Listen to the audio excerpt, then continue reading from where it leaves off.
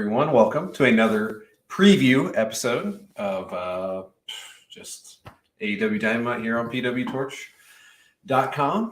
Thank you as always for joining our YouTube either live or watching it, once it's already aired, as I know a majority of you do. So, and that's why if you've ever wondered, hey, why do these happen so early? Most sports preview shows happen right into kickoff, into the sporting event itself happening. But, it's not evergreen content unless you want to go back and laugh at my predictions, Zach's predictions, etc. So, having this available live to you those early, especially all our friends across the pond that join us so often, live, and then you can watch us right leading up to the episode itself. So thank you for joining us there. As always, please like, subscribe, hit that bell notification so you know if I pop on earlier like I did today, that you're aware of it. And we are 5, as of the live recording, we are 5 subscriptions away from 3,000 here on the channel. So if you are not subscribed, or you have multiple accounts, you have a friend who would want to subscribe to get to that 3,000, would greatly appreciate it. And let's get into the show for today. So I would say today's episode of Dynamite is one that is nothing earth-shattering is going to be on it, but I think it's got the potential to be a good follow-up to last week's episode of a really positive episode of Dynamite. And Zach from Texas, Zach Barber is here. Zach, hi, how are you? So, I'm excited tonight. I was extremely down relative to where I've been long term in my fandom of AEW. The post MJF winning the title and getting I was just not looking positive on AEW at that time. But last week's episode really reset my expectations. I thought they've been on a good path, and I'm excited to see where they go tonight. Just say, and as Azan said, thank you as always for joining. Yeah, all the matches are built up, and that's exciting. And I think AEW does that more often than not, compared to a WWE style where there is a Seth Rollins and an Austin Theory interaction in the ring. Then the Usos come down and attack, and then Kevin Owens comes in, and that makes your main event with a tag team that, in kayfabe, if that wouldn't have happened, I guess everyone would have gone home at 10:45, right? So I think AEW does a good job of kind of blasting through some of the contrivance that is in modern professional wrestling. So I would agree as well. Zach says it's freezing in Texas. I'm curious, like literally freezing, like below 32. Or is it? We're going to get a cold snap here soon. I think, Hazan, you are in. This is great content for the post live viewers. But Hazan, you're in St. Louis, I think, right? So you are going to get similar weather to myself and Zach Haydorn this weekend of below 0 Fahrenheit. So very exciting stuff there. But yeah, so just to kind of do a quick rundown, and then we'll go match by match. And obviously, please comment in the chat there. I'll pop it up. We'll have a nice little discussion about the show. But we've got match 5 of 43. In Texas, it's 43. I mean, that can be a luxury sometimes, especially this weekend. I think 43 would feel downright tropical. So, not to lower what you're feeling there, Zach, but it's still cold. But hopefully it doesn't get any colder for you, because I know people in Texas and other parts of the country, when there's ice on the ground, does not go well. So hoping that everything's good for you and everyone in Texas. But I see a lot of winter coats tonight in the crowd, I would think, in San Antonio. So we'll see. But we got match 5 of Death Triangle versus the Elite in a no DQ match, or weapons are allowed, however they're spinning that. We got Jamie Hayter defending her women's title versus Hikaru Shida. We've got FTR taking on the Gun Club. We've got Bryan Danielson will be talking. Ricky Starks will be talking. We'll talk about what that could be. There's going to be a Book of Hobbs segment, so presumably a squash match, and then Hobbs kind of reestablishing himself, since we haven't seen him for about a month. And then we have the Swerve Strickland and Keith Lee showdown face-to-face, with Rick Ross being the special guest that I think will get a pretty good sizable amount of time due to the star power of Rick Ross, especially, someone like Bow Wow has gotten time on TV recently. So I would hope Rick Ross is treated with a little bit more respect than someone like Bow Wow. So then we've got some other will we see this? But let's get into the stuff that we know is going to be up here.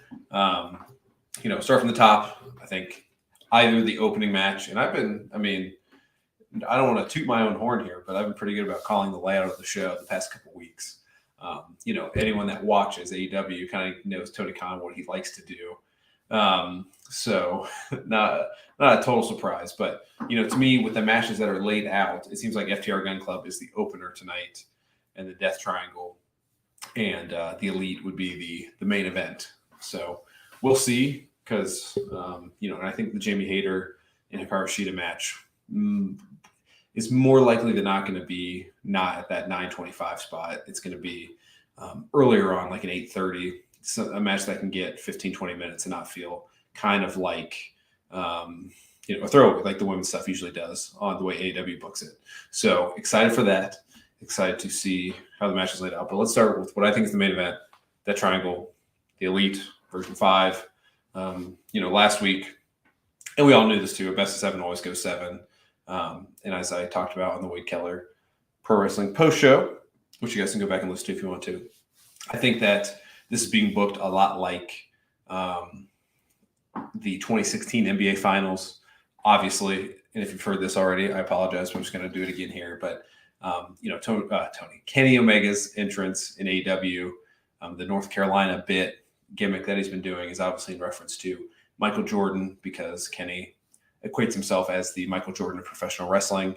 So, Michael Jordan won many NBA finals pretty handily, never going to a game 7, going to, a game 6 in his last final. So obviously never going to do that, but I think he's going to take another GOAT, if you will, in pro basketball, and that's LeBron James. And he's, with this series, they're recreating the 2016 Cleveland Cavaliers and Golden State Warriors final, where the Cavs won game 3 as the Elite won game 3. The Warriors won game 1, 2, and 4.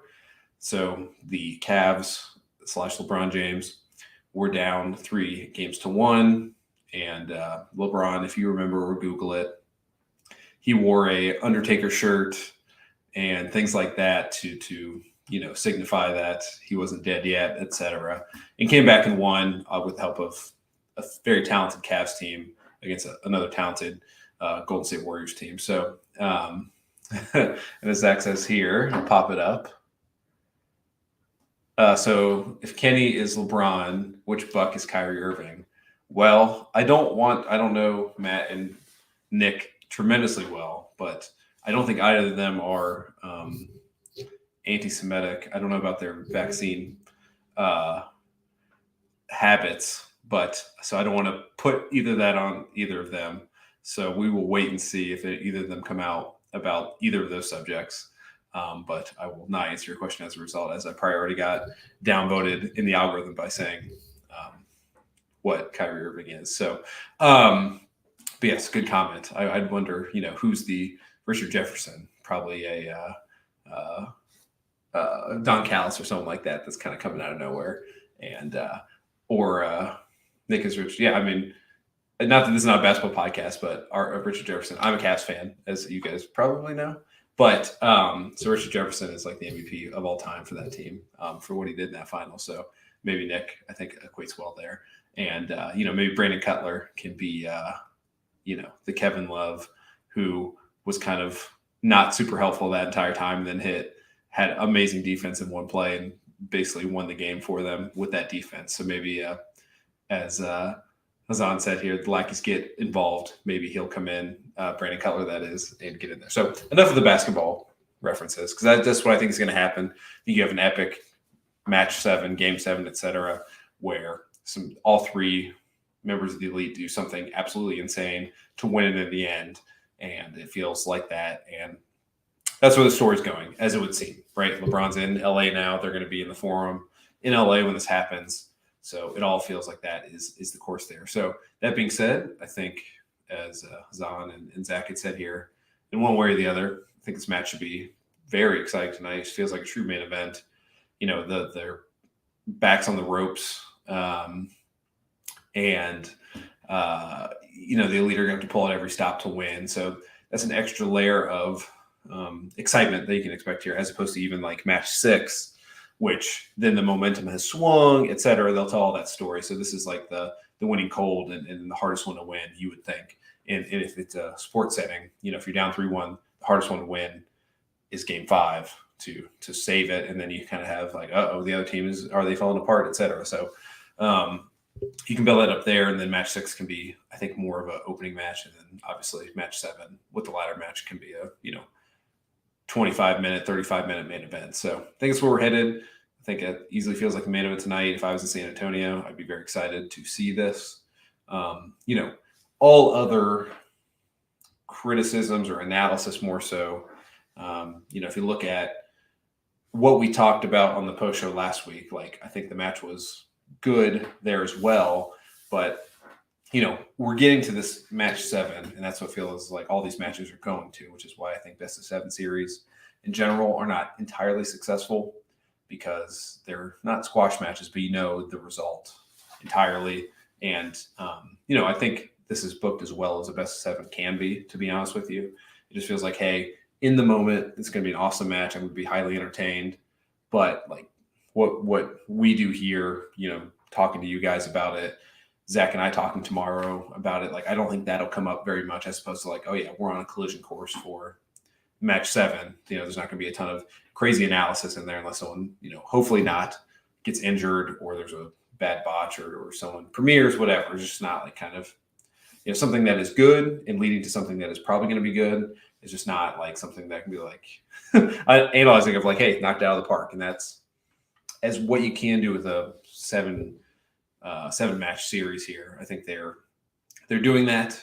I think it's better than, we'll see. But from a match quality standpoint, Cesaro and Sheamus, I think it's better personally right now. That is to be debatable. And then the other one I'm thinking of is what, Booker T and Angle? Or no, Benoit, sorry. That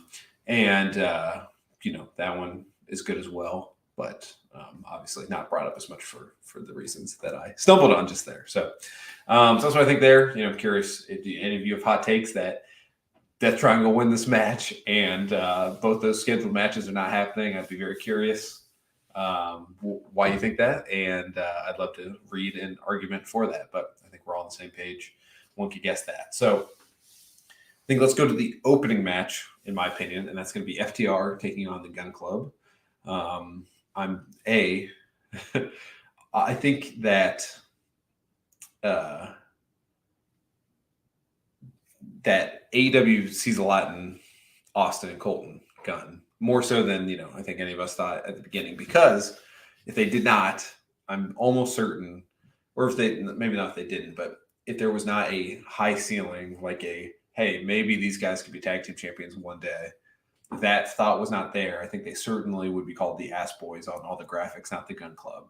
And they would be kind of that funny, haha joke tag team like the Factory are, but like would get a couple more wins, and we'll see. So, and then Hazan here, is this a prediction for match 7? Or is this a prediction for FTR and Gun Club?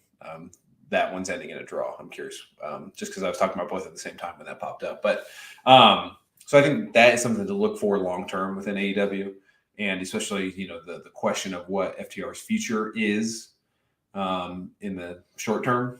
I think April is the end of their contracts. Like, do you want to get one more big match and build them up and give them a win against Gun Club here, or is this kind of one of their final feuds, and you want to build up the Gun Club on the way out? So I think we'll see. I think that's why this as an opening match makes more sense and feels more like a Dynamite match than I think on paper feels like a Rampage match. Oh yeah, not even you were talking about Cesaro and Sheamus, yes. So I think that's why that one's the most memorable to me personally as a wrestling fan, because of the unique ending there. So I'm glad. Thank you for clarifying. So just it's something to look out for. Like, I think FTR win tonight. Like, like Zach said, pretty handily. But as I pop up your comment here, Zach, I think that's the way it goes. But there's like a little bit in me. That's why, I'm talking about them being called the Gun Club, not the Ass Boys, because I think there is some thought that, and obviously it's hard to deny that Billy Gunn has a lot of influence across the company and getting himself on TV, getting locked in with the Acclaim, getting them over, etc. So, that could be part of it as well. But, if you're going to get someone over as a tag team, beating FTR on their way out is a good way to do it. So whether this could lead to another match where that does happen seems more likely than this being a Gun Club victory tonight. But I think this is an intriguing match and tells you a lot about how much we're going to see FTR going forward. Could this be punishment for taking photos with CM Punk that they'll never admit to, or a sign that, hey, everything's hunky-dory with that? All that sort of stuff is interesting. And yeah, as Hassan says here too, next point exactly I was getting to is, does Stokely come out with the guns? And, does that mean Big Bill? It's so funny to say that. Big Bill, Moriarty, Page come out, and then maybe someone comes and helps FTR, and we get some sort of, 8-man tag set up later, whatever. I mean, that's like less exciting for me personally, but it would mean that FTR lose. There's some reason for it, and there's some story they're going to crescendo into, or it's just a way to get some more matches in the following weeks, which is also fine. At least there's a story to continue that from here on out. So I think that's the opening match. I think should be pretty good. It's also a good test, obviously. I'm talking about pre-match, post-match, the results, where it's going, meta for the company, etc. But I just want to see how the Guns do against a team like FTR, right? I mean, it's like if you're a wrestler in a singles match with Bryan Danielson, it's a good test of like, hey, like what kind of wrestler are you at least at this time? And we'll just see tonight like what level the Guns are at, right? If this is a surprisingly banger of a match, I think that's a great sign for both those guys. If it's kind of like, oh, that was fine, then that kind of tells you also where the Guns will be slotted for a period of time from outside a Billy Gunn and whoever else politicking for them in the back, and how loud everyone chants Ass Boys at them, which are both, for them, Colton and Austin personally, seem to be pretty good. So we shall see. But I think, again, a strong opening and close tonight.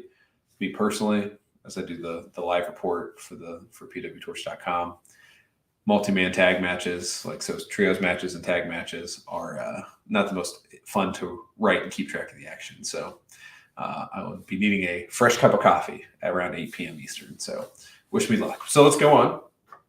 The third match of consequence tonight. I think there's only 3. They'll probably add one as we go, but we've got the AEW Women's Championship. Jamie Hayter, the current champion, is taking on Hikaru Shida in her first defense. I think this is, sets up to be a pretty solid first defense. And like I said at the top of the episode here, I think this goes on at, whatever's after that 8:30, which is usually a talking segment. That could be Swerve and Keith Lee. That could be the Acclaimed, having a rebuttal to Jay Lethal and Jeff Jarrett, something like that. But after that point, a match that starts at 8:40, 8:45 goes into the 9 o'clock hour. I think this would fit perfectly here. There's a lot of stakes. I think there's a lot of equity in Jamie Hayter and Shida for the long-term fan. And I love where your head is here, Hazan, that they could main event tonight. I think the match feels like it could. I just don't know if it's as built up at this point to get there. But at the very top of the show, you could have Excalibur say that's tonight's main event. I think it fits. So I would say I wouldn't bet on it, but I would be not shocked either if that pops up. And I think it'd be a positive sign for Hayter's run, which, has been kind of on track, unfortunately, with most AEW women's champions of the past, where you win and then you kind of don't see much from them because if they're not having a match, what are they doing? And we see more Britt and Saraya in that spot than we have Jamie Hayter. So at least having a match tonight and putting her in the main event, I think would be a good sign of her standing still on the pecking order of TV time, not just the women's division, right? So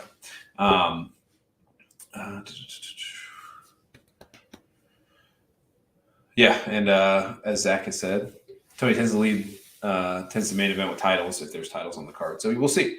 I just, you know, uh, outside of the Baker and Thunder Rosa matches, I can't think of another time the women have main evented Dynamite. So that just, taking the history of it into account is kind of where I am. But I hope you guys are right. I think it would be great. So let's talk about that match.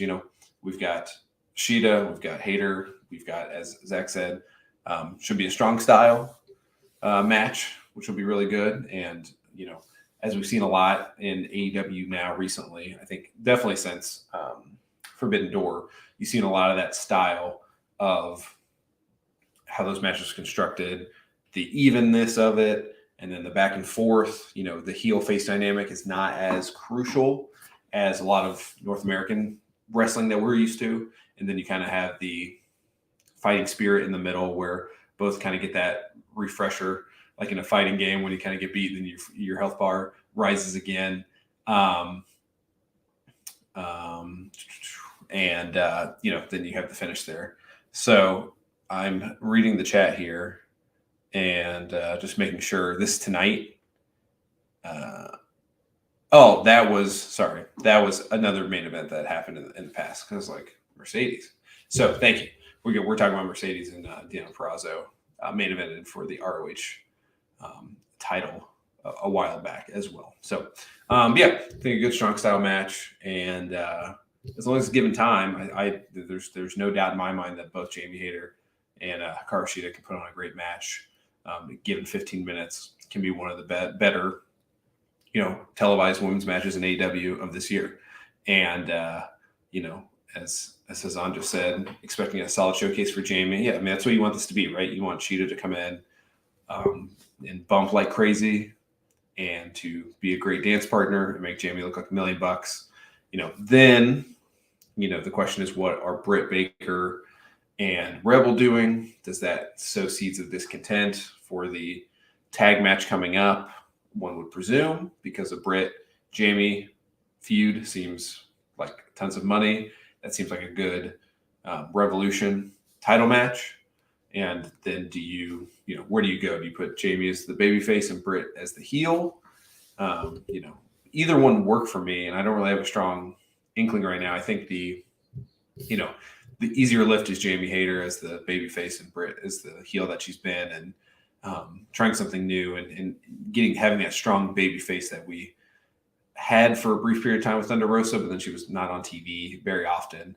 So I think having that very strong, A+ babyface in the women's division would be something that Jamie could do better than Britt at this point, because Britt is, for better or for worse, she's like MJF, right? Where obviously she prefers to be that heel character and kind of hits the same tropes, and it works for her and is still a big deal. So that's where I'd go, but could just be a good match, and there's no seeds of discontent, and Britt and Rebel help her cheat to win at the end, which seems likely, and then we'll save everything for that tag match for that story to unveil, because we'll still have about 2 months of time after the January 11th, I believe is the date, for that tag match before the next pay-per-view. So probably slow playing it is better than nothing, or else you're kind of, AEW's pretty good at,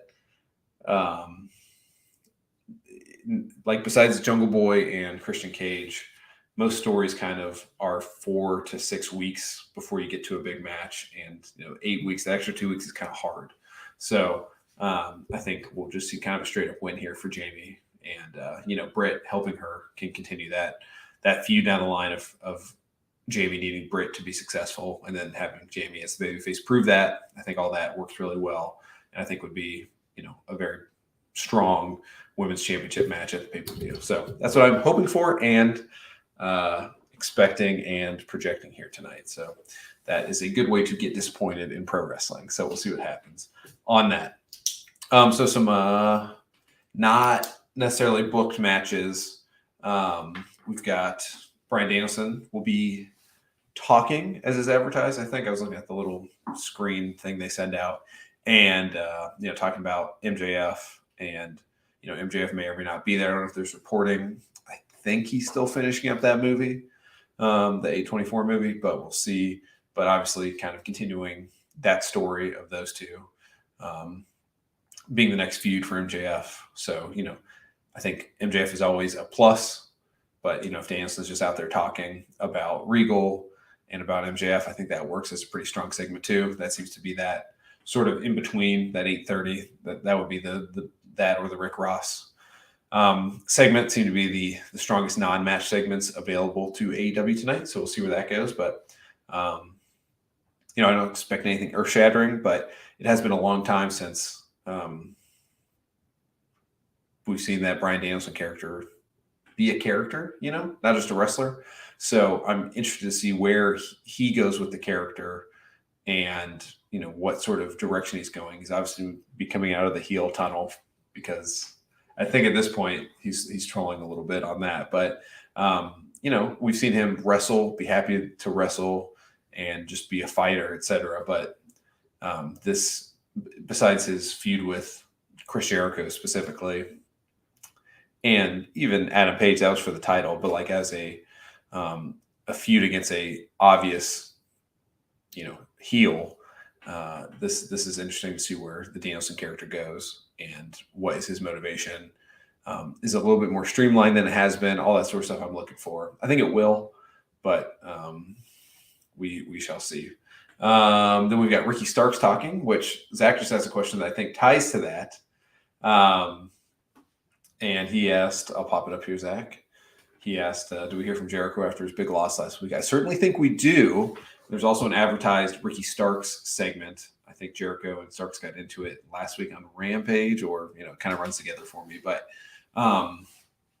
obviously Jericho is going to be like he was, throwing a tantrum backstage, etc. So he's not going to take this loss well to action and Andretti. And I think Ricky Starks is the perfect opponent of someone who is on the rise and needs to be on TV, which I'm very thankful that he will be tonight. I think it's a great call by Tony Khan in the booking strategy. And having a feud with someone like Chris Jericho, a la the Jericho and Orange Cassidy sort of model, is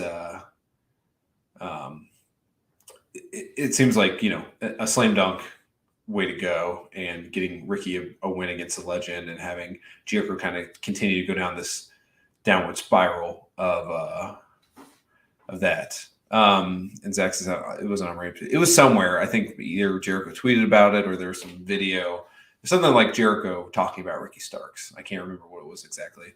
I think it was, he called him out last week. So I'm not sure where it was. I think someone told us on the post show that it was maybe, some shoulder content, but just a sign that that's probably what we're going to see. So I think it's Starks Jericho interaction, just like Starks and MJF. Great talking segments. I think we have a lot more great talking segments there, and it's a double win because it ideally we'll see keeps elevating Ricky Starks on his upward face trajectory, and then Jericho losing. I'm just interested in him losing at this point to see what he does. Does he take it out on the Appreciation Society? Does it break apart because he's losing?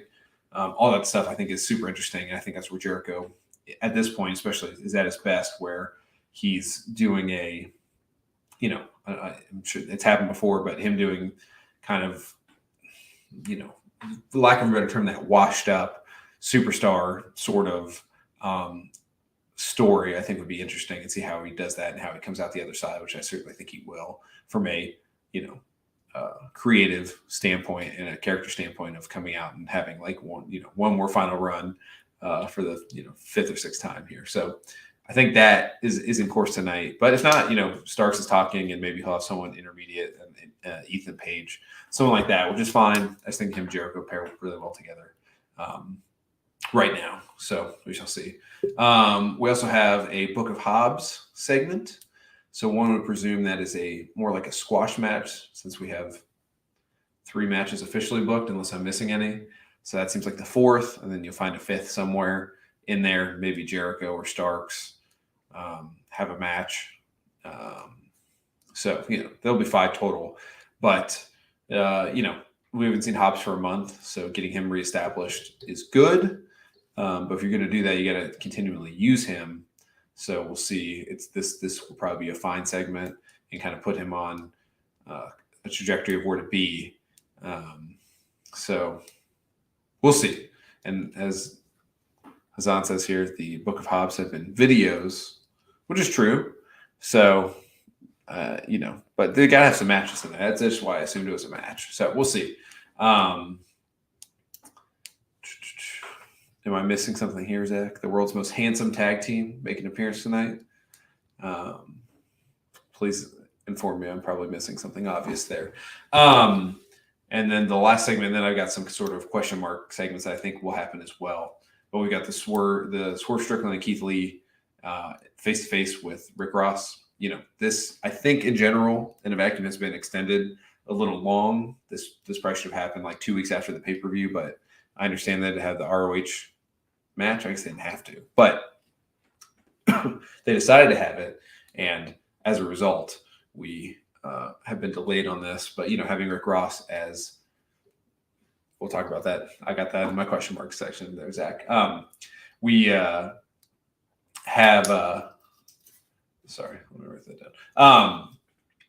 Rick Ross being here is big star power, and I think he was really good. Last time they were not in the ring, they were backstage. I hope this is in the ring. I think that could have like a big segment feel, not a big fight feel, but it could be big because I think Swerve and Keith Lee, if what I think is going to happen, it seems like the obvious. They're not like reinventing the wheel here, especially with Keith Lee, his actions on Ring of Honor being, a good guy, and Swerve not really appreciating that. I think those two having a singles match or a singles feud is great for both of them. And, it's that seems where it's going. So Rick Ross there makes it feel even more important. And, I don't know exactly where the segment goes, but I think those three, without anyone else intervening or being part of it, is big enough to have a big segment. Both can talk. Rick Ross has a star power, and, does he side with one of them? Does that cause, whatever. I don't think it's a tag match happening for Rick Ross, whatever. But, I don't really know what to expect tonight. I like that in pro wrestling more often than not, especially when I have people in the ring that I trust in Swerve and Keith Lee. And so we'll see. As Hazan says here, maybe Shane Taylor gets introduced and, you go from there. But, I don't know. I think this is more of a singles match, but, I'm about the world's biggest Shane Taylor fan. So I would be very okay with that as well, especially get him out to, 900,000 plus people. I think would be good for him personally as well. So we'll see. But that should be a fine segment. I think, in no particular order, I'm pretty excited about all three of the matches we talked about. And then this segment, I think those four, if it's every half hour of a 2-hour show, that's a pretty good way to structure a show. So that's why I said off the top, I think this episode is a little down the middle on kind of what's going to happen, but I think it could still be very entertaining, which is, I think, signs of a healthy wrestling company in that moment. So we'll see. So some question marks I have here. Let's get right to what Zach brought up, the most handsome tag team in Jack Perry and Hook. I just had questions on, do we see a follow-up there? Follow-up being a video of some sort, or maybe they are attacked and it sets up a match for next week on Dynamite or Rampage, whatever. But I think some follow-up on that would be good. Seems like last week was a pretty big reset on a lot of people's characters. So having them at least have a video or tease that they're going to be talking on Rampage or something, I think would be positive. So I think we do at least get acknowledgement of their existence tonight, I guess is where I would be. Some other questions I have, we've got Samoa Joe and Wardlow have a match next week on Dynamite. Do either of them get time to talk in front of the crowd or on video packages? Or, does that happen on Rampage? So look out for that. Again, same thing, Jon Moxley and Adam Page, they've been mainly, except for that initial brawl, have been mainly on Rampage. So does that continue? And that's going to be booked for this week's Rampage, next week's Rampage, etc. So look out for that. Jon Moxley is the king of post first match on the show promos to set that up. So we'll see about that. And then, the only other thing I have that is like from last week that has not been advertised is the Acclaimed and Jeff Jarrett and Jay Lethal. I think that happening sooner rather than later is good to get that out of the way and get a big win for the Acclaimed. And as has been booked, the Acclaimed seem to, AEW's Acclaimed every Wednesday, right? And seeing them pop out and kind of call out Double J and Lethal to set up a match in a week or two, or, because that Kia Forum show on the 11th has a lot of stuff booked already. So them having a tag match the week prior with match 6 of the Best of 7 series makes a lot of sense. So I will expect them to appear at some point too, maybe even having a little match and it's interfered with by that group. So that's kind of what I got on the docket. Also, Jade, I wrote down. We have not seen her for a while. And, is there a continuation of the Bow Wow thing? I hope not. But just to see her or have her advertised for Rampage, I think would be positive as well to keep the momentum going with her and her character. So that's kind of what I got tonight. Again, like I said, it should be a pretty good show. We'll see. It's a holiday edition, right? I think it's Holiday Bash is the title of it.